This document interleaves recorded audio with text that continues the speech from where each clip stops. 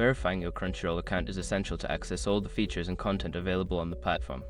Follow these steps to complete the verification process. Step 1. Create an account. Visit the Crunchyroll website or app and sign up for a new account by providing your email address, creating a password, and filling in any required personal information.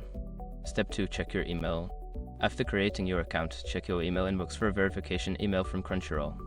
Make sure to look in your spam or junk folder if you don't see it in your main inbox. Step 3. Click the verification link. Open the verification email and click on the link provided. This will redirect you to the Crunchyroll website, confirming that your email address is valid. Step 4. Log into your account. Return to the Crunchyroll website or app and log in using your email address and password. This will allow you to access your account and its features. Step 5. Complete your profile. Once logged in, navigate to your account settings to complete your profile.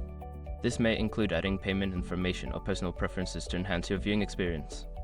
By following these steps, you can successfully verify your Crunchyroll account and enjoy all the content it has to offer. Happy watching!